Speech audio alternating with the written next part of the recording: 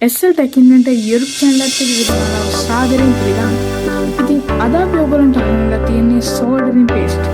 ඉතින් මේ soldering paste කියන්නේ මොනවාද? ඉතින් මේක use කරන්නේ කොහොමද? ඉතින් මේක අපිට වැදගත් වෙන්නේ ඇයි? අන්න ඒ වගේ කාරණා තමයි අද අපි ඔයගොල්ලන්ට කතා කරන්නේ.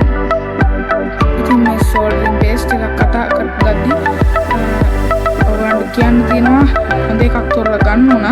ඉතින් ඒ වගේ දේවල් ඔයගොල්ලොත් එක්ක අද කතා කරන්න තියෙන්නේ. එහෙනම් අපි වීඩියෝ එකට බලමු.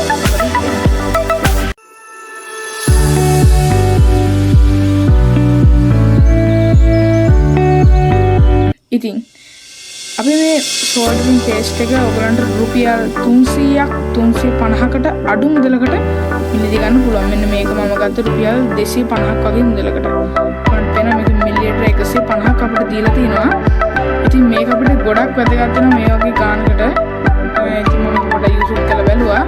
කිසි ප්‍රශ්නයක් නැහැ. මම ඔයගොල්ලන්ට පෙන්නන්නම්. ඉතින් මේක ඔයගොල්ලන්ට බෞද්ධයක් පෙන්න දෙනවා. ඒ වගේ දේවල් තමයි තියෙන්නේ. soldering paste කියලා තියෙනවා. ඉතින් ඒ වගේ දේවල් තමයි ගහලා දෙන්නේ මේක ඔයගොල්ලන්ට made in China ඒ වගේ දේවල් තමයි තියෙන්නේ. ඉතින් එහෙනම් බලමු. මේකෙන් පාස් ආදී කොහොගේ දේවල් අපිට බලන්න පුළුවන් නේද? ඉතින් අපි මෙන්න බලමු මේකෙන් පාස් වෙනකොට අපිට ලේසියෙන් පාස් වෙන්න පුළුවන් ද වෙන ෆ්ලක්ස් වලට වඩා. ඉතින් ඒ වගේ අපි බලමු. ඉතින් මම මගේ folder එක ගත්තා.